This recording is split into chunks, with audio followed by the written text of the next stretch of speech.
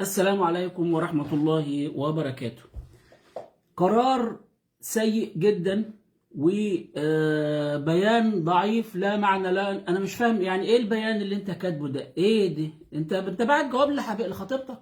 انت باعت جواب لحبيبتك؟ كلام فارغ اللي حصل ده. الوقت انت خدت قرار بعدم لعب المباراة بكرة، مش هتروح بكرة تلعب المباراة. طب احنا فهمنا انت ما رحتش. ايه اللي حصل في اليومين اللي فاتوا دول؟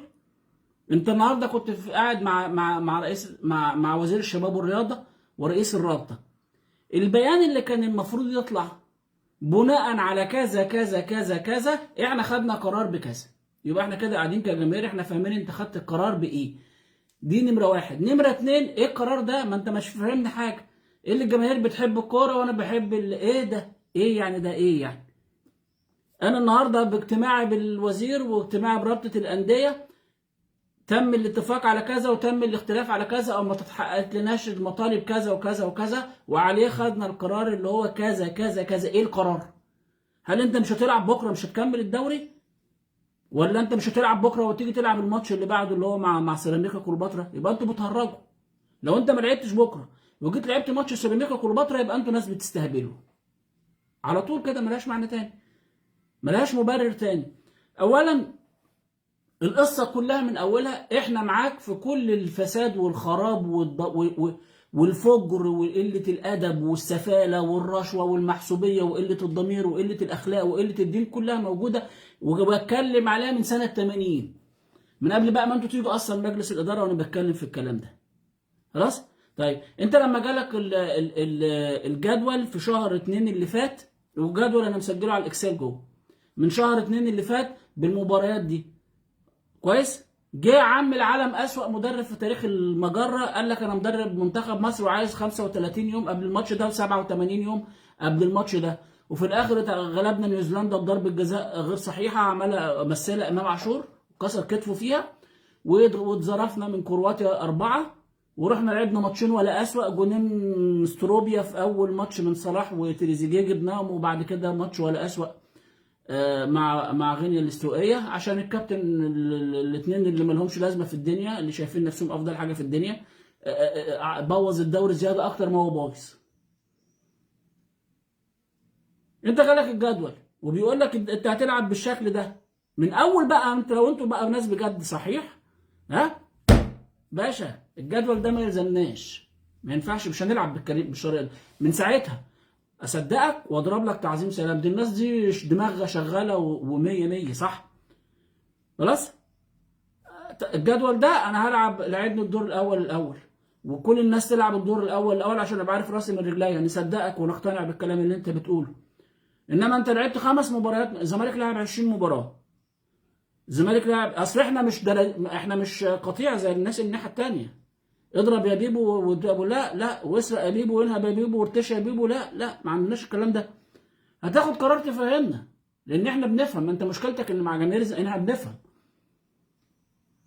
انت وافقت من البدايه على الجدول اللي عامله عامر حسين، اسوأ بني ادم خلقه ربنا. والاهلي لو كان اللي عامر حسين، اقول لكم حاجه، رابطه الانديه كانت قادره تنفذ كل طلبات الزمالك، الاهلي كان نفخهم. لو تشال عامر حسين الاهلي يقول لك انا مش هلعب بكره، رجعوا لي عامر حسين. عامر حسين موجود في رابطه الانديه في لجنه في المسابقات بامر مباشر من النادي الاهلي.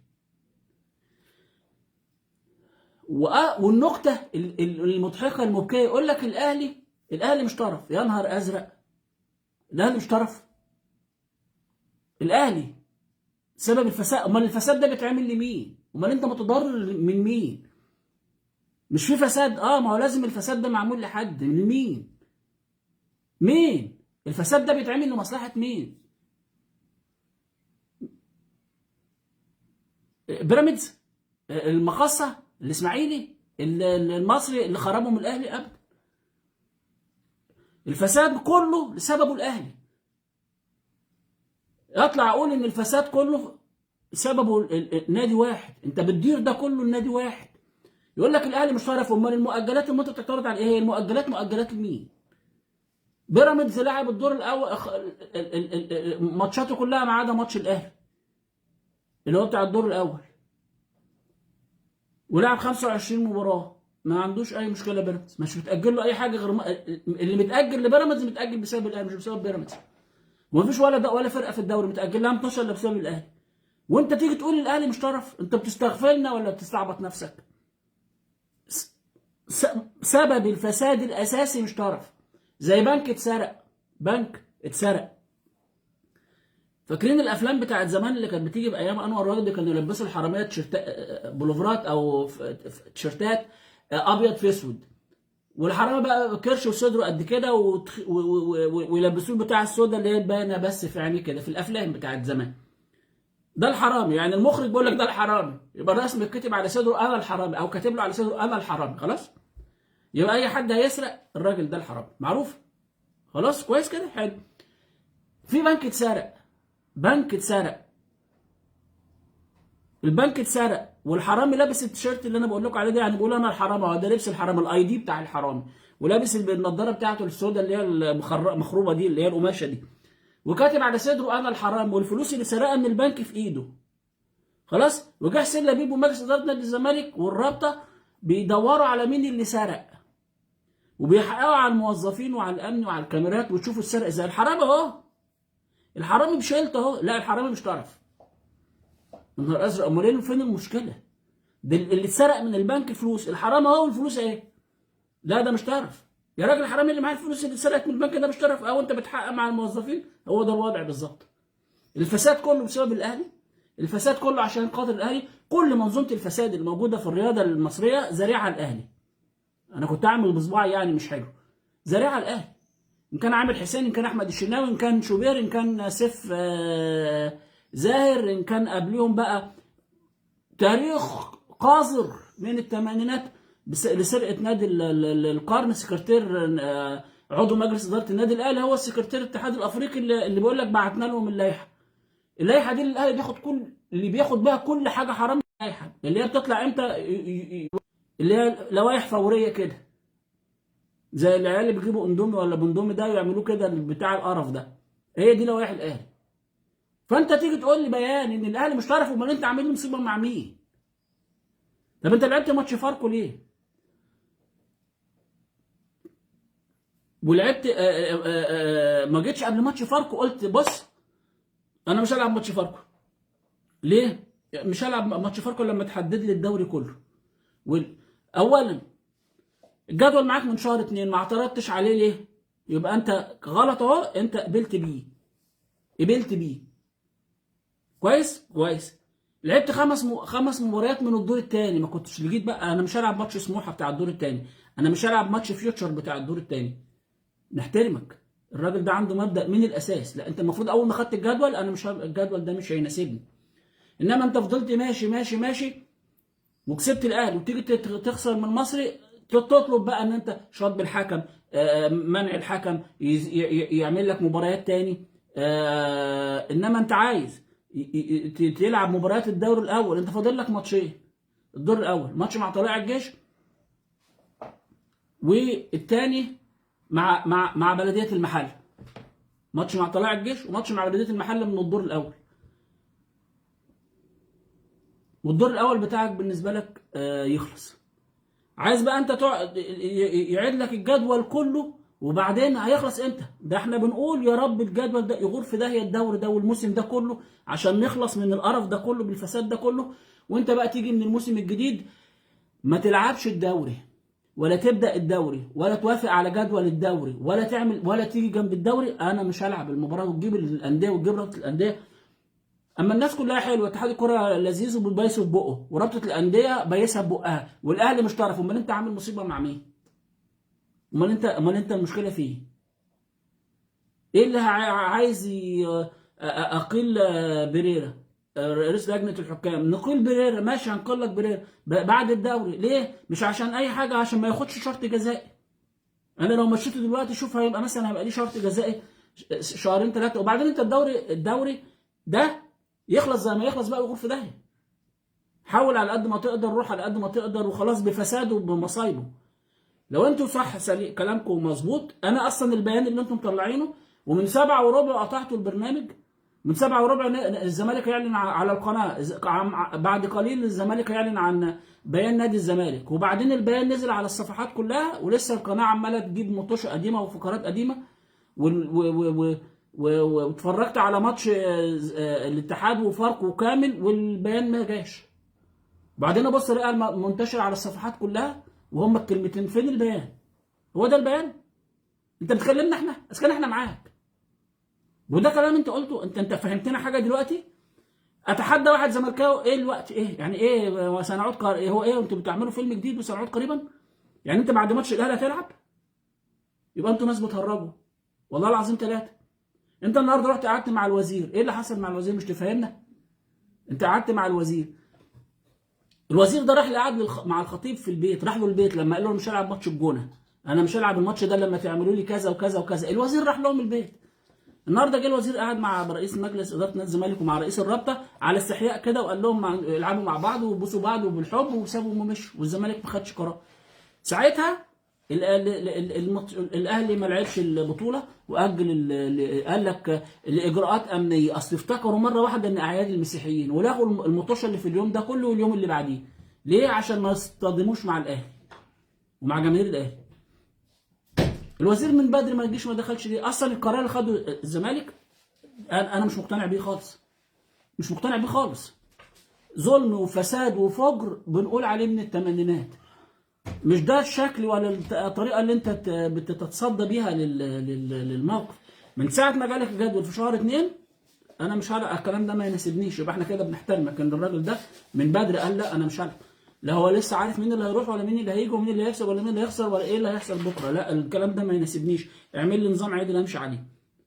انت كنت قعدت بعد ماتش فاركو طلبت ان الراجل اللي هو الغندور ده ومحمود البنا ما يلعبوش، لعبوا تاني ماتش وودوا النادي في داهيه، اللي كانوا الكره جون من نص الملعب، والواد حارس المرمى دخل بالكره الجون وما حسبوهاش جون. الغندور والبنا ماتش اللاعب الترسانة هو اللي مطلع الكره بايده، حسبها ضربه جزاء على الفريق الثاني. لكن لا قرار وقته له معنى. عارف انت لو خدت القرار ده قبل ماتش فاركو والله العظيم كنا اقتنعنا بيه. ليه؟ اصل الراجل ده بيتكلم كلام مظبوط، انما انت جاي قبل ماتش الاهلي، بالتحديد قبل ماتش الاهلي، وانت كسبانه في الدور الاول وفي اسوأ حالاته. يعني اقصى نتيجه بكره كانت هتطلع، اسوأ نتيجه للزمالك كان هيطلع تعادل بكره. الزمالك مش كامل والجماهير الاهلي زي الطين، وفي مشاكل كتيره جوه الفريق. مش قضيتنا ده، العب بكره، تكسب تخسر تتعادل، ده كوره، وكسبت ورحت ولعبت واحترمت الدنيا ولعبت. انما فكره الانسحاب، الاعتذار، الانسحاب، المسمى واحد او المحصله واحده. هتفرق معاك المسمى، المحصله واحده، شيء غير محترم بالمره. انت ضد الكلام ده من شهر. انا مش هلعب الجدول ده، ما يناسبنيش، الراجل ده مش هشتغل معاه. عامر حسين انا رافض وجوده، ما بقاله 10 سنين موجود، ما اتكلمتوش ليه؟ اول ما جيت ومسكت مجلس اداره باشا احنا مش هنلعب مع عامر حسين، عامر حسين لازم يمشي. ده راجل المفروض يضرب بالنار في دماغه. لكن العيب على المنظومه كلها. اولا رابطه الانديه، انت رابطه الانديه دي بتمثل الاهلي والزمالك. اصل انت رابطه الانديه اسمها رابطه الانديه، يعني في مندوب من الزمالك في رابطه الانديه اللي انا ما اعرفوش هو مين، كان المفروض ان هو خالد رفعت، هو مين ما اعرفش. من الاهلي عماد متعب موجود في رابطه الانديه. حد سمع عماد متعب بيتكلم في اي حاجه في الموضوع ولا اليوم دعوه بحاجه؟ هو دياب ده اللي بيجي ويتكلم، احمد دياب. برضو الفرديه غالبه في كل حاجه في الشغل في المؤسسات دي، وخاصه الرياضه اسوأ ملف الدوله بتتعامل معاه، خصوصا كره القدم. ليه؟ لانها بئر الدبابير والفساد. المكان ده بنقول لكم من الثمانينات فساد، رشاوي ومحسوبيه وعمولات ولجنه حكام بالرشاوي والحكام بالتليفونات، والمباريات بتتحط وبتتشال بعامل حسين. لقال لو كان النهارده اسمه ايه ده دياب خد قرار باقاله عامر حسين، اقسم بالله الاهلي ما كان لعب بكره، ولا كان هيوافق يقول لك لا مش وهكمل الجدول على الموضوع. اي قرار كان هيتاخد كده الاهلي كان هيجي لك كده ويقول لك الاهلي مش طرف. امنت بالله العلي العظيم، امنت بالله العلي العظيم. ده سبب الفساد كله الاهلي، ده المصيبه كلها في الاهلي. دول كلهم ما لهمش دعوه. يقول لك حرامي سرق البنك وهو كاتب على صدره انا الحرامي، والساعه اللي سارقها في ايده والفلوس اللي سارقها في ايده، وكاتب على صدره على قرطه انا الحرامي. وبتحاسب الموظفين اللي في البنك اللي اتسرق. دول ما لهمش لازمه، ما لهمش سبب، ما لهمش مبرر. الحرامي هو بشيلته تقول لي مش طرف؟ الحرامي مش طرف، والسرقه اللي معاه مش طرف. ده مصايبه مغرقاه، فضايحه مغرقاه، وتقول لي مش طرف؟ انتوا بتضحكوا على مين؟ انتوا بتستغفلوا مين؟ مين اللي هيصدق الكلام الفارغ ده؟ طب لما الاهلي مش طرف، واتحاد الكوره مش طرف، والرابطه مش طرف، مين اللي طرف؟ انا اللي طرف؟ الفساد ده كله بيتعمل لمصلحه مين؟ لمصلحه الاهلي. يبقى ازاي الاهلي مش طرف؟ هو عامر حسين ده بيعمل ده لمين؟ لامي الله يرحمها؟ يعني عامر حسين بيجي يجيب المباراه دي من هنا يحطها هنا ويجيب ده كل سنه. ما بتاخدوش بالكم من اول 5 6 مباريات للزمالك في كل سنه بيبقوا عاملين ازاي؟ خوازيق عامر حسين. وشوفوا مباريات الاهلي، الاسماعيلي وهو متدمر 4-0 3-0، بعديه الفرقتين اللي نجوا من الهبوط السنه اللي فاتت، بعديهم الفرقتين اللي طالعين من الدرجه السنه دي. الاهلي بيحط الجدول بنفسه لنفسه. فاكرين لما خسر ماتش الوداد، لما قال لك العلامه الكبير بتاعهم الاسطوره قال لك دول بيخبوا الجواب، لسه عايش في عصر الجوابات. قعدوا 37 ما لعبوش كوره، لما رجعوا جابوا لهم بداوا بالمقاولين. انا فاكر ماتش المقاولين، لكن جابوا الفرق اللي هي جابوا له المباريات كده وحطها له ورا بعض عشان يلعب ويكسب. ومن اللعيبه بقى نفسيا مدمره، والخطيب بيدور على الجواب وبتاع.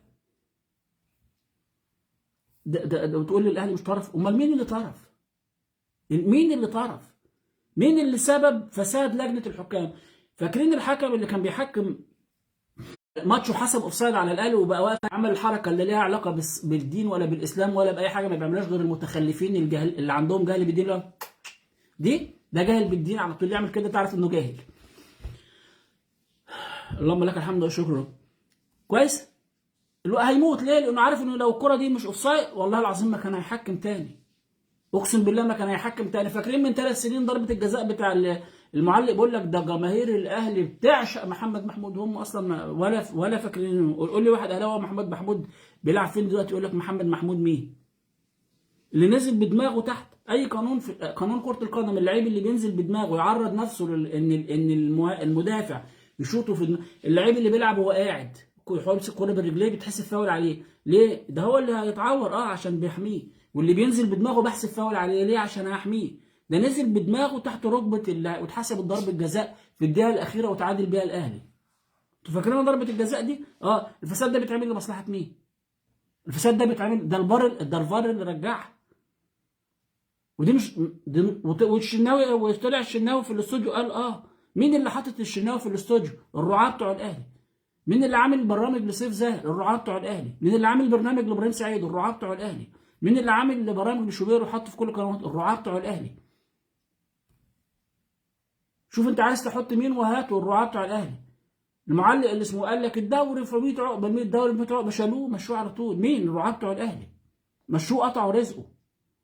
قال لك مسؤول كبير في الاهلي، ولادي ومراتي وامي وابويا واخواتي بيدعوا عليه ليل ونهار عشان قطع رزق من القناه ده ببقه، عشان قال الدوري في 100 عقبه.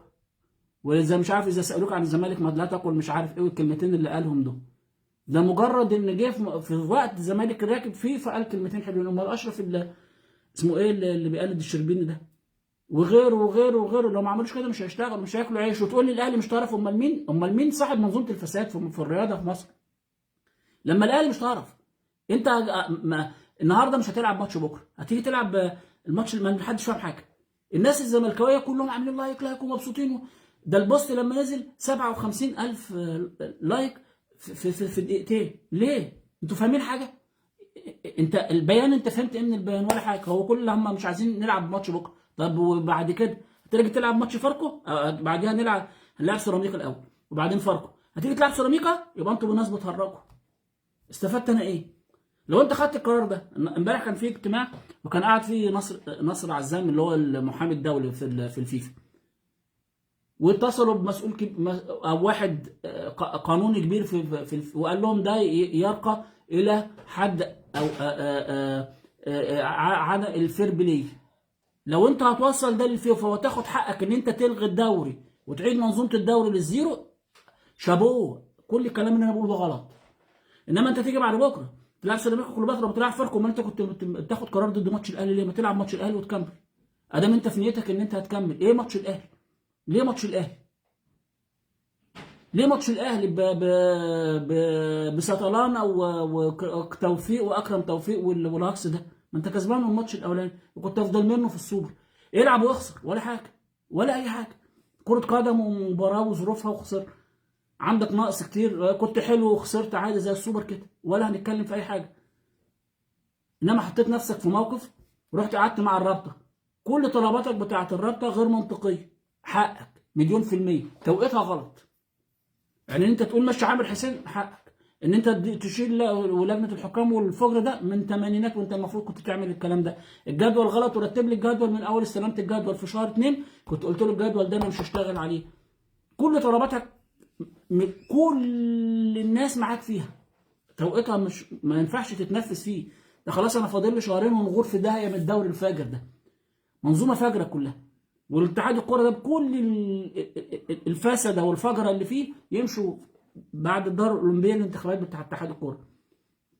ورئيس اتحاد الرابطه برئيس لجنه الحكام، كل الرابطه دول انتوا اللي عاملينها. الرابطه دي انتوا اللي عاملينها. المفروض اصلا الرابطه اللي تجيب لك حقك، مش انت اللي تختصم الرابطه. جالك جدول، انا مش الجدول ده مش هنفذه، مش الجدول ده مش انا مش هلعب بالنظام ده. انت تلعب العب الدور الاول لكل الانديه. ظبط نفسك، اعمل لي جدول ان كل الانديه تلعب الدور الاول. لكن ده عمره ما يحصل. ويا ريت تفهم الناس اللي في قناه الزمالك. يقول لك ايه هو ليه ما راحش شاف ضربه الجزاء في الفار؟ الحكم ما يروحش للفار. انا نفسي الناس المعلقين اللي في قناه الزمالك ويقول لك انا مش عارف، يقعد يقول لك مصطلحات بالانجلش ومش عارف ايه وبتاع وحفظ. انتوا ما بتفهموش حاجه في الكلام. مع احترامي ليكم يعني. الحكم ما يروحش للفار. الحكم ملوش علاقه بالفار من الاساس. الحكم بياخد قرار. الكره دي ضربه جزاء، الفار بيشيك عليها. ضربه جزاء الحكم ما يروحش يشوفها. ليه؟ لان قرار الحكم هو قرار الفار. الحكم ملوش علاقه بالفار. الحكم بيحسب اللي شافه. الكره دي ايه؟ ضربه جزاء. هو حسبها ايه؟ حسب ضربه جزاء. الفار مش شايف انها مش ضربه جزاء، ما فيش تلامس في في الكور، ما شنكلوش، ما جاتش في ايده. الحكم حسب ضربه جزاء انها جت في ايده. لو الكره جت في ايده والفار شافها جت في ايده، الحكم ما يروحش يشوفها. ليه؟ لان قرار الحكم او قرار الفار اتفق مع قرار الحكم. ده القرار الاولاني. قرار الفار اتفق مع قرار الحكم. طب الكره ما جاتش في ايده جت في كتفه او جت في جنبه والحكم افتكر انها جت في ايده، حسبها ضربه جزاء. هنا الفار له قرار مخالف. ففي الحاله دي يقول لي للحكم الكره ما جاتش في ايده، تعالى شوفها. فالحكم يروح يشوفها تاني. ليه؟ لان في قرار الفار مخالف لقرار الحكم. فهنا الفار بيستدعيه يجي يشوف. هو ما يروحش يشوف. الحكم ما يروحش يشوف. الفار ملوش علاقه بالفار. الحكم الا اذا كان قراره غلط فالفار بيستدعيه. الفار هو اللي بيشوف. امال هم قاعدين في الفار ليه لما هو كل كره يروح يشوفها؟ يقول لك ده استكبر ويروح يشوفها. انت اللي مش فاهم. انت اللي مش فاهم. الواد اسمه احمد اللي هو جه النهارده تحس انه منش ومجبس في نفسه كده، ويقعد يقول لي كام مصطلح انجلش واستكبر انه يروح يشوف الفار. ونيره الاحمد يا ست انت مالكيش في الكوره يا ست نيره، احنا بنحبك. ما راحش يشوفها ليه في الفار؟ وابن غانم سلطان خالد غانم سلطان ما راحش شافها يا ابني. ما بيشوفش الحكم في الفار. الحكم في ضربة الجزاء لما بتتلعب ليه حاجة واحدة، إن حارس المرمى يقف على الخط والكورة على دايرة السنتر ويخلي اللعيبة بره اللي هي الإجراءات الاحترازية اللي قبل تسديد الضربة. بعد كده بيقف خلاص اتأكد إن حارس المرمى واقف على الخط قبل الضربة ما تتلعب، والكورة على نقطة البيلين، والناس وقفت بره الخط. ده اللي يعمله الحكم. بعد كده بعد ما يصفر هو ليه علاقة بحاجة واحدة، الكرة دخلت ولا ما دخلتش. تسأله في دي. لكن ان الكرة تعدي خط المرمى ده مسؤوليه الحكم المساعد والفار لو عنده التقنيه ظهرت له في الشاشه، واللي يخشوا اللعيبه اللي بتخش دي مسؤوليه الفار مش مسؤوليه الحكم. يبقى لو الحكم ما راحش شاف الفار لان الفار ما استدعوش، هو ما يروحش يقول لهم ايه وروني كده هم دخلوا ولا ما دخلوش، هو ده مش مسؤوليه، مش الحكم ما يعملش كده. يبقى هنا الغلط عند مين؟ عند حكم الفار. يبقى احنا لما نيجي نحاسب البنا مش الغندور. الغندور نحاسبه على ايه؟ على عينيه اللي عايزه تتخزق، انه كان واقف قدام الكوره بينه وبين 4 5 متر، والكوره دخلت تعدت خط المرمى قدامنا ورا محمود جاد وما حسبهاش. والراجل الحكم المساعد اللي واقف على الخط المفروض بيبقى باصص ورا الخط، هو دوره هنا بيراقب الخط المرمى، بيبقى واقف وراه شويه بس. لكن خروج الحكم، خروج حارس المرمى من على الخط، دي مسؤوليه الفار. ان اللعيبه دخلت الملعب مسؤوليه الفار مش مسؤوليه الحكم. لكن لو الحكم شاف ده ان الجول مثلا نط خطوه او خطوه، بيروح مرجع الكوره والمساعد يقول له ادام شافه. لكن ساعات بتبقى حته بسيطه الفار هو اللي بيجيبها، لكن دي المسؤوليه الاساسيه بتاعت الفار، الناس اللي بتخش ال 18 ما راحش شافها ليه؟ ما يروحش يشوفها. يقول لك طب بس وطول اللعيبه والاداريين في الملعب وروح شوفها، روح ما ينفعش يروح يشوفها. هو خد قرار ان الكره دي جول وانت شايف انها فاول، الفار بيشيك هل فاول ولا مش فاول. لو فاول هيجي يقول له الكره تعالى دي فاول،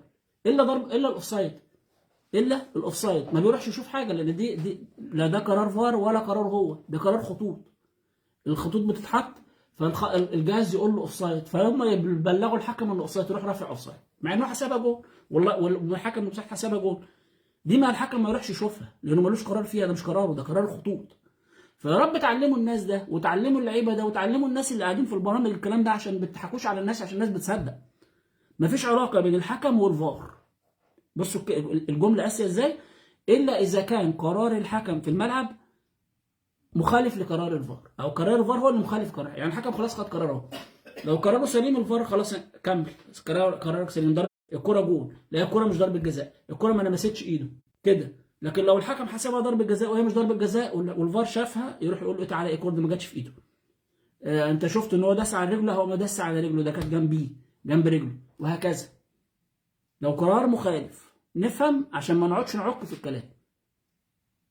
فالجون الاخير مسؤوليه مشتركه على كله، الكره دخلت فدي مسؤوليه الحكم والحكم المساعد، لان الكره قدامهم دخلت الخط، مش ما تجيبش من الورا، لان انت ما عندكش التكنولوجيا او الاوبشن ان انت بتجيب في كاميرا سليمه في 100%.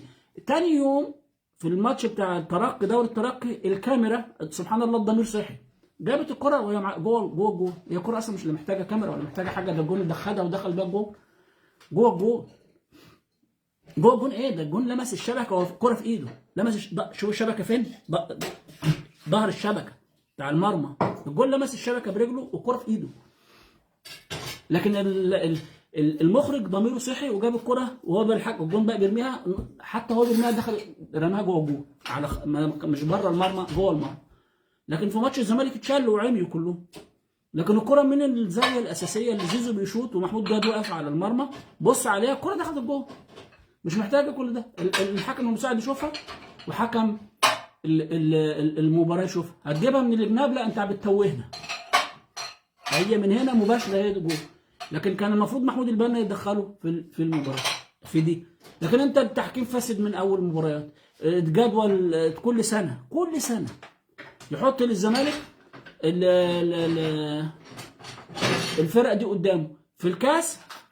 اول سنه يحطوا بيراميدز والاهلي، انا بقول لكم الكاس ده احتمال ما يتلعبش، ده بيراميدز في طريق الاهلي مش هيلعبوه. اول سنه بيراميدز مش طريق الاهلي. كل سنه الزمالك الاسماعيلي والمصري وسموحه وبيراميدز في طريق الزمالك. الاسماعيلي والمصري وسموحه وبيراميدز دايما في طريق الزمالك. الاهلي بقى الداخليه، فاركو، طنطا، بني سويف، العباسيه، الفرق دي. وسنه سودا بقى لو الاهلي وبيراميدز جم مثلا في قبل النهائي او في دور قابلوا بعض، ان شاء الله باذن الله 2026 بعد كاس العالم الكاس ده هيتلعب. فدي لجنه فساد. مين اللي جايب مين اللي جايب عامر حسين من 10 سنين ما بيتشالش من الاهلي؟ نصلي على النبي نقول عليه الصلاه والسلام. في فساد يبقى المستفيد من الفساد هو اكتر نادي بيحصل على بطولات، لان كان الفساد ما كانش استمر. لو المستفيد ده ضعيف، لو الفساد ده هيضر النادي القوي، عمره ما كان الفساد يستمر. لا رئيس لجنه حكام كان استمر، ولا الناس دي في الاستوديوهات كانت استمرت، ولا كان واحد زي عامر حسين ده بيدير دوري كان المفروض بيبقى من اقوى الدوريات في المنطقه. وبعدين تعالوا بقى في بطوله افريقيا، التأجيلات. انت بتأجل ليه؟ بتعمل ليه قبل الاهلي 10 ايام قبل ما يروح كاس العالم للانديه؟ وليه الاهلي قبل 10 ايام قبل ما يلعب في مباراه افريقيا؟ وليه اسبوع بعد ما يرجع من مباراه افريقيا؟ وللزمالك، الزمالك السنه دي ما هو لاعب الكونفدراليه مع الاهلي، ليه الزمالك ما يلعبش قبلها باربع ايام؟ انت المفروض انت لو اتحاد محترم ودوله كبيره زي مصر، والاتحاد الافريقي عندك اصلا مقره، يا عم اعمل لي 9 ايام او 8 ايام مش اسبوع. يعني مثلا انت بتلعب ايه؟ جمعه وجمعه، بيلعب الجمعه دي وجمعه دي، يعني بيلعب الجمعه دي وبعدين يروح يلعب الفريق الثاني على ارضه، او هي كان على ارضه يجي يلعب في مصر في جمعه. يبقى انت بين الجمعه والجمعه سبت وحد واثنين وثلاث واربع وخميس، 6 ايام. خلاص؟ يبقى الاهلي لو لعب الجمعه المفروض يجي يلعب الثلاث ويلعب الجمعه اللي بعدها. احنا رحمه باللعيبه قول له لعبني جمعه وحد، لعبني جمعه والماتش الثاني الحد، عشان اعرف انظم الجدول بتاعي. ان الاهلي او الزمالك، هيلعب الجمعه في افريقيا في مصر، يبقى يلعب الاثنين في مصر، يلعب الاثنين وبعدين الثلاث والاربع والخميس راحه، ويلعب الجمعه وبعدين يلعب الثلاث في مصر تاني، يلعب في افريقيا اهو. الاهلي او الزمالك يلعب الجمعه في مصر، ما هو لعب الثلاث الاثنين في الدوري، يلعب ماتش افريقيا في مصر او بره مصر، انت سايب له 4 ايام اهو. وبعدين يجي لو يلعب الماتش يوم الجمعه يجي يلعب ماتش الثلاث، وبعدين يروح يلعب الماتش الثاني يوم الاحد. يبقى انت حطيت ماتش قبل، حطيت ماتش في النص، حطيت ماتش بعد 4 ايام على طول، هتبص تلاقي الجدول بتاعك خلص. انما انت عايز بقى ايه؟ الاهلي يلعب في افريقيا ماتشين، مش هيلعبوا ماتش في وسط الجدول. يقول لك اصل تونس بتلعب دوري، هو دوري مش فاهمه بصراحه، دوري مالوش اي معنى ولا طعم، حاجه كده يعني. طيب المغرب 20 فريق، وجنوب افريقيا 20 فريق، يعني بيلعبوا 38 اسبوع، انت بتلعب 34 اسبوع. المغرب الوداد كان منظم كاس العالم للانديه والدوري خلص في وقته. ماتش البطوله اللي فاتت دي صن داونز راح لعب الترجي في تونس. شوف بقى تونس فين وجنوب افريقيا فين. لعب الترجي يوم الجمعه. انا بتابع صن داونز، كنت عامل له فولو على الاب بتاع 360 اللي هو بيجيب نتائج المباراه. خلاص؟ لاعب الترجي في تونس يوم الجمعه، ولاعب فريق في جنوب افريقيا يوم الثلاث وكسب 2-1، ولاعب الترجي تاني يوم الجمعه، يعني جمعه في افريقيا والجمعه اللي بعدها افريقيا. يوم الثلاث كان بيلعب في جنوب افريقيا. لعب بقى ريح 5 6 لعيبه، ريح 6 7 لعيبه، ما هي الرياضه كده. انما الاهلي عايز يلعب فول تيم، هم ال 11 ما يريحش حد، ما يغيرش، لا ريحه. ويطلع واحده في البرلمان تقول لك ما بتساعدوش الاهلي. طب مش معناش حد في البرلمان طلع قال لك عايزين نحل فضايح وفساد ورشاوي وجرس اللي بتحصل في الدوري المصري؟ هو ده يرضي ربنا؟ هو ده يرضي ربنا؟ الاهلاويه ما بيبقاش راضيين بالفساد ده وبيبرروه، ويطلع واحد لا تقول لك ما تتكلمش على يخرب بيتك، يخرب بيتك. انا بتكلم على الفساد اللي خرب الرياضه في مصر، اللي خرب الرياضه في مصر. انت لا بتفهم رياضه ولا عارفين رياضه ولا ليكوا في الرياضه مين اساس. ده 70% من الاهلاويه مش عارفين ان الاهلي والزمالك هيلعبوا بكره. دلوقتي يطلعوا يشتموا، خلاص بقى كده هيوصل لهم الخبر ان الزمالك مش هيلعب بكره. هو فاهم ايه؟ والزمالك ما يلعبش ليه؟ ولا حاجه، شويه التخلف ويعني يا ابني هو اتغلب تاني اللي بتبقى نفسك تتف في وش الناس دي. هو انتوا التخلف والجهل واصل بيكم للدرجات بس؟ ولا فاهمين ولا العظيم ما يعرفوا اي حاجه، ولا عارفين الاهلي بيلعب فين، ولا الزمالك دوره ايه، ولا وضعه ايه، ولا الاهلي دوره ولا اي حاجه. هو يجي ماتش الاهلي الزمالك كسب مش عارف مين كهربا وبتاع، هيكلموا ابدا على كهربا اللي مسكوا الراجل الغلبان ضربوه، وراجل انتهازي واستغلالي، وكل همه دلوقتي مش ان يرد كرامته واعتباره، ولا عايز ياخد فلوس من امام عاشور. لكن انت هيتكلم ابدا امام بقى ده لو كان في الاهلي كان احمد شوبير جه لك لبس لك العبايه، وده طلعت مره واحده والسبحه الحبايه قد كده، وادانا بقى موعظه موعظه في الاخلاق والتقوى وشوف عشان بيلعب في الزمالك وبص بقى بيلعب في الاهلي. مفسده، مفسده. والصبر جميل، الصبر جميل. عارفين الدول اللي هي الدولة العثمانية والفاطميين والروم والفرس والبتاع دول في آخر أيامهم كده كانوا بيعملوا كل حاجات تخرب الإمبراطوريات دي. هي إمبراطوريات فساد من الأول، من أولها لأساسها إمبراطوريات فساد. فيبتدوا يعملوا كل حاجة تخرب الإمبراطوريات دي اللي هو بيحصل دلوقتي ده. والأيام جميلة وجاية بإذن الله. لكن أنت تقول لي الأهلي مش طرف، أمال مين اللي طرف؟ امال مين اللي طرف؟ ده جبن، عدم مواجهه. الاهلي مش طرف. امال الفساد ده، امال لجنه الحكام حضرتك بتفسد لمصلحه مين؟ بتضرك لمصلحه مين؟ لوجه الله؟ يعني انت النتيجه دي وغيرها وغيرها وغيرها، والغاء الاجوان اللي كان بيحصل وضربات الجزاء اللي ما كانتش تتحسب للزمالك وحسن شحاته والحكام اللي كانوا بيجيبوا يلفوا. كان الاهلي يرجعوا الهواري، اسمه ايه الهواري؟ حازم الهواري. كان بياخدوا الحكام يلففوا في الهرم، والفريق الواحد ما يكسب، والوزير يقول لك الامن والاجراءات الامنيه بيجي لنا ان الشعب مبسوط. شعب مين اللي مبسوط؟ شعب ده انتوا اللي فسده، ده انتوا اللي فجره عشان تبرروا الفساد وتبرروا الفجر. لمين؟ كل ده كان بيحصل لمصلحه مين؟ لما الاهلي مش طرف، لمصلحه مين؟ لمصلحه السكه الحديد ولا الترام ولا الكروم ولا المنصوره، الفرق اللي نزلت تحت دي، ولا الاولمبي؟ ما تقولوا لنا لمصلحه مين؟ اذا كانش الفساد لمصلحه الاهلي يبقى الاهلي مش طرف ازاي؟ كل الفساد ده بيتعمل لمصلحه، انت بتتاذي لمصلحه مين؟ هو بيأذيك ليه لوجه الله كده؟ يعني انا الله اكبر بسم الله الرحمن الرحيم نويت اذي الزمالك النهارده، لمصلحه مين؟ قرار كل اللي جواه كان المفروض من بدايه الموسم انا مش هشتغل. عامر حسين ما ينفعناش، راجل رئيس لجنه الحكام ده ما ينفعناش، الحكم ده ما يحكمليش، الحكم ده عديم الضمير. ده انتوا تصبروا شويه، هتلاقوا بعد شويه كده ابراهيم نور الدين هيعتزل برنامج في قناه، بس مش قادر اجيب قناه الاهلي عشان هيبقى ده اعتراف رسمي، ولازم الجواسيس يختفوا شويه بعد الخدمه. أنا يمسك حاجه في لجنه الحكام يا يشتغل في قناه الاهلي. وبيقول لك احنا عندنا حكام احسن من بريرا ده، سمير محمود عثمان. يا نهار ازرق، عايز تجيب محمود سمير عثمان؟ ده هو وابوه اصحاب كوارث ما لهمش حل. محمود سمير عثمان عايز تجيب محمود سمير عثمان رئيس لجنه حكام وافضل من بريرا؟ لا، المفروض ان انت تجيب مدير فني اجنبي للاتحاد للحكام. هو ده اللي انت لازم تعمله. لكن انت تروح تجيب واحد فاشل لا وتقول لي ما المصريين احسن. لا، المصريين مش احسن. ما كل المصريين من عائله ابراهيم نور الدين وجهاد جريشه واحمد الشناوي هم دول دمهم بقى عكر. دول ناس دمهم عكر ملوث. دول مرتشين من غير ما ياخد رشوه في ايده. ما انا لما احسب مباراه عشان واديك قرارات واحسب قرارات ضد الزمالك واحسب لك قرارات فارغه. اسالوا محمد فاروق اسمه ايه سويلم ده راجع من الحج، قعدوا كده حلفوا بالحج اللي انت حجته. انتوا التليفونات اللي بتجيلكم والمباريات اللي بتحطوها والحكام اللي بتعينوها انت كده راضي بالحج اللي انت حجته؟ احنا مش هنتألى على الله، لن نتألى على الله.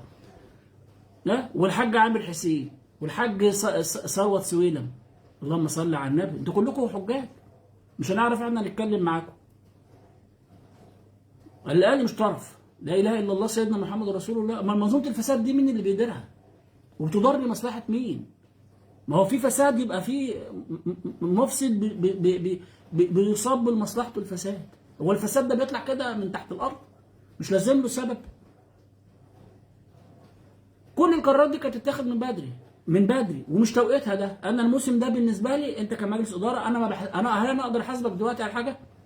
لا، مش هحاسبك على حاجه. طب انت الناس دي الفساد والعك ده مستنقع، عايز تصلح جوه المستنقع ازاي؟ استنى اما الموسم الفاسد ده ينتهي، وبعدين تعالى بقى بعد الموسم ينتهي هوب ستوب عندك بقى انت وهو. لا رئيس لجنه الحكام ده يناسبنا ولا الجدول ده ينفعنا. انا عايز جدول، مش هبدا الدوري ولا هلعب اي مباراه الا لما اعرف انا هبدا الدوري امتى وهنهي الدوري امتى.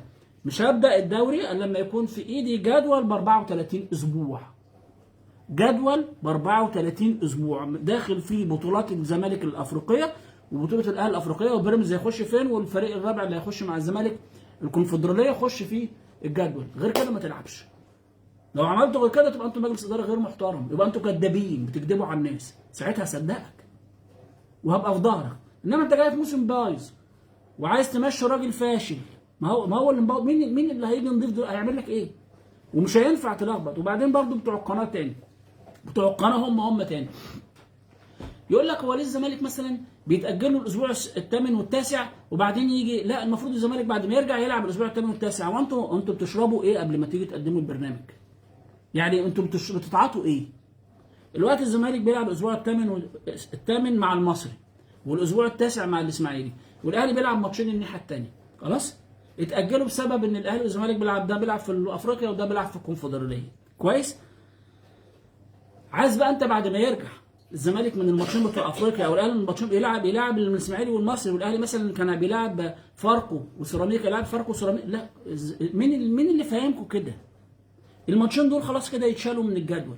ده الاسبوع الثامن والتاسع، يرجع الزمالك على العاشر ويرجع الاهلي على العاشر ونمشي. الاسبوع الثامن احاول احطه في اي وقت اقرب بيه، في اي وقت قريب، يبقى الاهلي كده متاجل له ماتشين والزمالك متاجل له ماتشين. ما استناش بقى لما يجي ماتش افريقيا تاني ويحصل عليه ماتشين كمان، بقى الاهلي 4 والزمالك 4. لا، لازم قبل الماتش التاني اكون على الاقل لعبت ماتش ان ما كانش الماتشين. وده اللي انت تعمله مع الاتحاد الافريقي. انا عايز جدول تقول لي الجدول بتاع ان انت بتلعب جمعه والجمعه او السبت والسبت ده مش هيناسبنا، مش مناسب معانا. ادينا يوم كمان بحيث ان احنا ننظم بطولتك وبطولتنا بشكل كويس. مش هيجرى حاجه، مش هيتفق معاك. انما هو بيلعبك اسبوع فانت بتيجي، لا، يا اما بقى ما عرفتش تاخد حقك معاه وتاخد وضعك معاه، الاهلي يجي يلعب ماتش، هيلعب الجمعه والجمعه، يجي يلعب جمعه وثلاث، والزمالك يلعب جمعه وثلاث وجمعه. هو ده الكوره، واللي عاجبه عاجبه واللي مش عاجبه يغور في داهيه. اللي عاجبه عاجبه واللي مش عاجبه يغور في داهيه، ان كان الاهلي ولا الزمالك. هو ده النظام، كل العالم بيعمل كده. بيلعب الاهلي او الزمالك قبل الماتش ب3 ايام لو الماتش في مصر، قبل الماتش ب4 ايام لو هيسافر افريقيا. بعدين يقول لك اصل افريقيا بعيده واوروبا قريبه. طب واسيا؟ الفرق اللي في اسيا دي، اسيا اكبر قاره في العالم، ودول اسيا من اكبر دول العالم في المساحه، زي السعوديه وزي سوريا والنهارده الاهلي والزمالك اتكلمنا ان هم بيسافروا بطيارات خاصه، وبيراميدز يقدر يسافر بطياره خاصه. ده حتى فيوتشر او المصري يقدر يسافر بطياره خاصه النهارده لو لعبوا في البطوله اللي جايه. خلاص؟ بس كده. يبقى الاهلي يلعب المباراه النهارده، يرجع بعد المباراه بالليل بطيارته. الماتش يخلص الساعه 9، الاهلي ممكن الساعه 12 يبقى في الطياره وجاهز. ممكن بعد الماتش بساعه يطلعوا من الملعب بالاتوبيس، الطياره جاهزه ومستنياه على الاقلاع، ويروحوا يناموا في بيتهم. يناموا بقى الوقت في الطياره، ويروحوا يناموا يباتوا في بيتهم، ويصبحوا تاني يوم ان كان هيروحوا يعملوا استشفاء او المدرب بتاعهم يديهم راحه تاني يوم. انما الهجص اللي انتوا بتعملوه ده لمصلحه مين؟ انت تقدر النهارده تقول عامر حسين، لو الزمالك قال لك انا هلعب المباراه بكره بشرط واحد، تقول لي عامر حسين، مش هتقيل. ليه؟ لان ده الاهلي يخزقك. انا مش عايز اقول لفظ تاني، والله العظيم ده تجرؤ. وكل اللي تم بينك وبين الوزير اتعرض على الاهلي. انتوا بتكلموا ناس متخلفه زيكم او مغيبه. هو النهارده كان الرابطه او اتحاد الكوره يقدر ياخد قرار من غير ما يرجع للاهلي؟ اي قرار كان هيتاخد لمصلحه. هي ما في الزمالك ملوش اي مصلحه في اي حاجه. ما بيقولكش لعب لي مش عارف ايه وما تلعبنيش مش عارف ايه واديني نقط كذا او عيد لي مباراه كذا. لا، ده بيقول لك الراجل منظم والراجل بتاع الحكام. وده الاهلي عمره ما اشتكى، ده شكوى الاهلي سيطره. شكوى الاهلي سيطره. زي ايه؟ اما قال لك الكلام اللي بيقولوا علاء صادق ده، انتوا فاكرينه علاء صادق ده بيطلع يهبل كده ويهرتل؟ لا، ده بيجيله سكريبت مكتوب بيقوله ان ده الاهلي، ده الكلام اللي الاهلي ما يقدرش يقوله. فبيقولوا على الدوله ان المؤسسات الدوله بتاعها، فالوزير ما يتدخلش. في نفس الوقت اللي هو نفس الوزير راح لخطيب البيت، مش اتصل بالخطيب والخطيب راح له او عملوا اجتماع في مكان. لا، ده راح للخطيب بيته، راح له بيته عشان يروح، عشان يقول له روح العب ماتش الجون. يقدر يقول لك مش هلعب وتلغي الماتش. فاكرين لما المقاولين راح الاستاد الساعه 3 العصر والحكام راحوا والجماهير راحت، الماتش اتعاد والاهلي اللي ما راحش، والماتش هو اللي اتعاد. لكن الزمالك مش هيروح بكره الماتش يتعاد او يتاجل، لا يمكن. طب انت كنت تقدر تاجل الماتش؟ مش ممكن، لا يمكن. وانا ما ارضاش وابقى مع الاهلي، لان مش ذنبي، مش ذنبي. فساد وكل ده بيتعمل لي، بس الجدول ده محطوط من بدري، الجدول ده محطوط من بدري، وانت اعترضت عليه من ساعتها كان الاهلي ما يقدرش يتكلم. انما انت لعبت كله جاي قدام قبل ماتش الاهلي افتكرت ان رئيس لجنه الحكام ما عندوش ضمير، وان رئيس لجنه المسابقات عديم الضمير، مش ما عندوش، ده عديم الضمير، وان كل الفساد والفجر كل الفاظ القذره في المسابقه افتكرتهاش الا قبل الماتش. كانت موجوده مع مرتضى منصور وقبل مرتضى منصور، وطول عمرها موجوده. بقول لكم ده اتاسست من الثمانينات. الحمد لله رب العالمين، اللهم لك الحمد والشكر. فقرار توقيته بصراحه غير موفق تماما، وبيان اخر استعباط. اما ندخل بقى دلوقتي نتفرج ونشوف ايه السيناريوهات وايه الكواليس بتاع القرار. انا مش لا مع القرار ولا عاجبني اصلا تفاهه وسطحيه البيان. نادي الزمالك يعلن البيان، قلت بس ده احنا هندغدغ الدغاديغ بقى، الرابطه كذا كذا كذا كذا كذا وعملوا كذا. الله، لا غلطانين. قالوا لنا كذا وكذا واتفقنا معاهم مع كذا فخلفوا كذا كذا، لا غلطانين، لا من حقك. انما انت ما قلتش حاجه، كل الكلام اللي انت بتقوله حقك لكن من غير قابل للتنفيذ. انا بقول لك اهو زملكاوي ومتضرر وقرفان، ويمكن انا اكتر واحد اشد لهجه بتكلم على الفساد واللي عامله الخطيب واللي عامله حسن حمدي واللي عامله قبليهم صالح سليم، وهم اصل الفساد وهم مؤسسه الفساد وهم ما في فساد في مصر في الرياضه. ومفيش حاجه اسمها فساد مش من غير سبب. وما تقوليش الاهلي مش طرف عشان ما تقرفناش. امال الفساد بيتعمل لمين؟ لما انت اكبر نادي في مصر وبتعمل فيك كده، لمصلحه مين؟ لما الاهلي مش طرف. فاحترموا عقول الناس، احنا معاكم، هتقدر تروح الفيفا وتاخد قرار بالغاء الدوري ده انا اعتذر لك واقول لك بقى الناس دي ما كانتش عايزه تكشف ورقها، والناس دي بتشتغل شغل صح. انما انت ما بتلعبش ماتش الاهلي واجي الاقيك بتلعب ماتش سيراميكا. احنا مش قطيع، مش هنقبل واحد ياخد رشوه ونعمله امير وبيرجع يحكها فيهم تاني. اهو قلت لكم شوبير ده وسيف زاهر مدخنه فساد الاهلي. عايز تعرف ايه اللي بيطبخ فساد تحت في جوه الاهلي؟ شوف خبر كلمتين عند شوبير وكلمتين عند سيف زاهر وانت تعرف المطبخ في ايدول المدخنه. من كام يوم شوبير بيشكر في تركي آل الشيخ وبيحب الاهلي وبيحب جاي لكم تاني. مش هو ده اللي عليكم عصابه وقال عليكم مرتشين وقال عليكم عصا حراميه وخدتوا منه كله متسجل صوت وصوره؟ هيرجعوه تاني. اصل انت ادام اتبطحت على وشك مره هتنبطح على طول. لكن الناس بتوع مجلس اداره نادي الزمالك دول ناس راقيه، ناس نضاف بجد، ناس متعلمين تعليم صفوه، تعليم الصفوه في مصر. دول اللي هم مجلس اداره نادي الزمالك دول مش ناس مصنوعه صنيعه الكذب والفساد والنفاق والتزوير والمد الايد لا خالص. لكن انا بقول لك التوقيت ده كل كلامك اللي انت بتتكلم فيه ده يا ريتك كنت تمسك فيه بقى بص، عارف لو جمدت النشاط وما لعبتش انا معاك في ده، يلا نخربها بقى خالص. لكن ده ما ينفعش اجي في وقت زي ده ما العبش الماتش ده واجي الماتش اللي بعده العبه. لا، العب واكسب بكره. انا كسبتك اهو، طب انا مش هكمل. ليه؟ انا مش ماتش الاهلي، انا مش عشان ماتش الاهلي، انا الاهلي هو لعبته وكسبته. صدقني بقى واقعد اسمعني. طب لما الحكام سيئين والمنظومه سيئه، طب الاهلي ما بيشتكيش ليه؟ لان هو المستفيد من الفساد. وساعه ما ينتهي الفساد في مصر عد بطولات الاهلي. كابتن عادل هيكل قال الصديق لصالح سليم قال لك بطولات الاهلي النظيفه ده بقه مش حد قاله لنا، احنا سامعين الراجل بيقول بطولات الاهلي النظيفه ما تتعدش على صوابع الايد الواحده. واسمه ايه عبد الوهاب من كام يوم قال لك اللعيبه بنطلعها وبنهربها وبتاع، وهم لسه بيدافعوا. يقول ما تتكلمش عن الاهلي، ما يعرفش يتكلم في ده ايه، هو ما يعرفش يقول في ده ايه. هو كلمه يقول لك ما تتكلمش عن الاهلي. حبيبي احنا ما بنتكلمش عن الاهلي، احنا بنتكلم على الفساد اللي موجود في الرياضه المصريه اللي هو مين؟ الاهلي. للاسف الشديد انا مش عايز اتكلم على الاهلي. انا بتكلم، احنا عمرنا جبنا سيره الاسماعيلي ولا سيره المصري ولا سيره بيراميدز، عمرنا ما نجيب سيره حد. غير بكل كويس وكل خير. انما لما تيجي تتكلم على الفساد بيتعمل لمين؟ ومين اللي مؤسسه؟ ومين اللي مؤسس له؟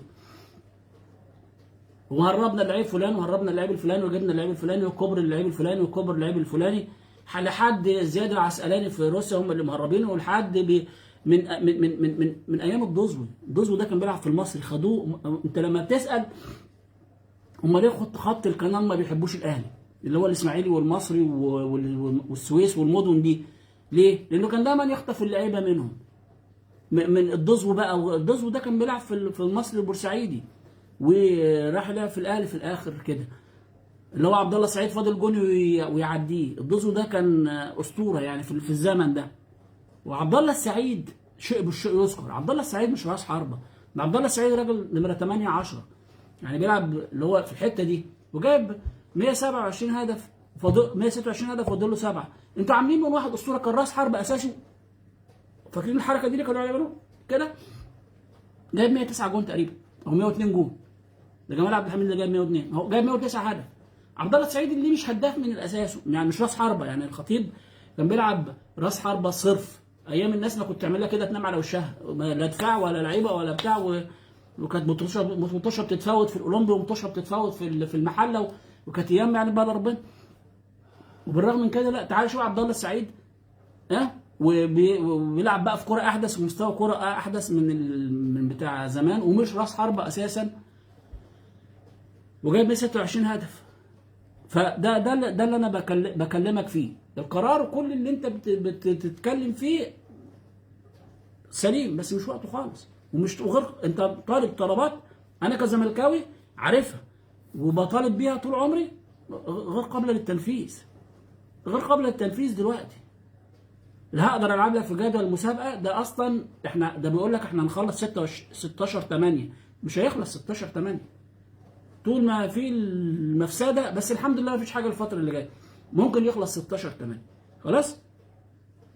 16/8 وانت هتبدا نص 9 بالكتير، يعني مش هتكمل 3 اسابيع وهتبقى في الملعب عشان تقدر تخلص الموسم اللي بعده. وانت مش محتاج السنه اللي جايه موسم استثنائي زي ما هم بيقول لك الموسم البلجيكي والموسم الدنماركي والموسم، لا انت مش محتاج كده. انت محتاج ناس عندها امانه وضمير. تعالى الاهلي والزمالك اهو رابطه الانديه وتعمل اجتماع مفتوح بعد ما اتفقت مع الاهلي والزمالك على كل حاجه، وادي الجدول وادي النظام وادي الافريقيا وادي البتاع، تعمل اجتماع مفتوح للجماهير كلها. احنا اتفقنا على مؤتمر صحفي مفتوح للناس كلها، اتفقنا على كذا كذا كذا، بطوله الاهلي وافريقيا ما فيش تاجيلات لاي فرقه، لا للاهلي ولا للزمالك تحت اي ظروف. خلاص تحت اي ظروف. المنتخب ما فيش حاجه اسمها اسبوعين قبل، ما فيش الكلام ده، ما فيش الكلام ده. انت لا هتعلم اللعيبه حاجه ولا عندك حاجه اصلا تديها للعيبه. يا عم تنيل يا راجل، كرهتنا في الكوره واللي فيها. اما انت مصر وعارف اللعيبه المصريين، انت لا عندك فكر ولا عندك بتاع، عك ولك وقضيها ومشي حالك. الجوهر قعد 8 سنين لغي المسابقه، وفي الاخر رحنا لعبنا ماتش مع هولندا تعادلنا 1-1، وبعد كده كنا ملزوقين في الحيطه مع انجلترا وايرلندا. 8 شهور لغى الرياضه في مصر. فده اللي المفروض تعمله السنه الجايه. لو عملت كده من شهر 9 في شهر 1 اخر 1 هتكون مخلص الدور الاول، وانت تحسبها كده. شهر 1 هكون مخلص الدور الاول، في شهر 6 هكون مخلص الدور الثاني بالكاس. حط المباريات كلها، انت حط المباريات كلها كده. ده افريقيا، الاهلي هيلعب قبل افريقيا 3 ايام لو الماتش في مصر، 4 ايام لو الماتش بره قبليها، وهيلعب بعد ما يجي من افريقيا ب3 ايام، يعني هيلعب في اليوم الرابع وبعدين يلعب الماتش الثاني لو الماتش وتنظم ده على الاهلي وعلى الزمالك وعلى الكل. لا الاهلي من حقه يعترض ولا الزمالك من حقه يعترض. انا بقول لك اهو طبق الكلام ده كله على الزمالك قبل الاهلي. نقوم نتفرج على ايطاليا وكرواتيا، والكلام اللي بيحصل ده كلام فارغ، والكلام اللي بيحصل ده غير انا مش مقتنع بيه تماما تماما الا لما تقول لي مبررات اخذ القرار. انما انا عشان خسرت ماتش المصري ما ياما ماتش المقصه من سنتين اللي احمد سامي طاير الكوره في ايده، كان قبلها برده كان ماتش المقصه، وكان باسم مرسي جايب جونين من بره ال 18 والحكم رفع الرايه، ما كانش حد عارف الرايه دي، واتلغوا الهدفين. كان انبي واتغلبنا الماتش ده 2-1. حد عارف حاجه؟ حد فاهم حاجه؟ بس خدنا الدوري في الماتش ده. كان فيريرا اللي بيدرب الزمالك، وكان باسم مرسي اللي جايب الجونين. حد فاهم حاجه؟ ابدا. بس على كده. والوقت الضايع ده على حسب النتيجه، على حسب في ماتشات الاهلي على حسب النتيجه. وضربات الجزاء اللي في اخر ثانيه في الماتش بتاع فاركو ده، هي الجوره بتاعت مودست، الواد لزه، مش لمسه، لزه تحسب الضرب الجزاء. ده لزه بس كده، لزه تحسب الضرب الجزاء. ده فساد. ده انا قاعد دلوقتي اقول لك 100 حاله 200 حاله فساد. وانت مش محتاج تتكلم. انت لما تتكلم انت اصلا بتضيع وقتك. احنا الناس كلها عارفه، والاهلاويه نفسهم عارفين ان دي منظومه فساد كامله. وانت عمرك تلاقي واحد اهلاوي بيتكلم في حاجه عدله غير انه يشتم ويقل ادبه ويتطاول ويقول لك ما تتكلمش عن ادي اخره. تيجي تزنقه بقى في الكلام بجد يقلبها لك ضحك وهزار بس. ادي الاهلاويه الا من رحم ربي. لكن انا لا قرار وقته ولا ان انت ما تلعبش ماتش بكره، ده انا شايف له اي حاجه، وبيان اتفه من التفاهه. ده بيفكرني بافلام حسين فهمي ونجلاء فتحي اللي هي الرومانسيه الهبله دي. بيان اطلع انا ليا خصومه مع كذا، انا عملت كذا بسبب كذا، انا هعمل كذا بسبب كذا، وتفهم الجماهير ايه المرحله اللي جايه. انما انا ما فهمتش حاجه، اقسم بالله. انا قاعد بقى البيان، جبت ناس كبار انتوا فاهمين حاجه؟ انا مش فاهم حاجه. ايه البيان ده يعني؟ هيقول ايه دلوقتي؟ يعني احنا حلوين ولا احنا يعني السنه دي في صيف ولا ما فيش صيف؟ في الايام اللي احنا بيعلم بالنا ربنا في هنا دي طلعت الشمس يومين ومن ساعتها عماله تمطر. محدش فاهم حاجه. يلا خير باذن الله ان شاء الله. باذن الله عندي امل في الله سبحانه وتعالى باذن الله ان الفساد هينتهي وجذور الفساد هتنتهي وب100 شكل، ب100 شكل زي مولانا الشعراوي ما قال. باذن الله يا ربنا يريحنا منهم، بياخدهم يا ربنا يهديهم ايهما اسرع باذن الله تعالى. لكن الفساد هينتهي.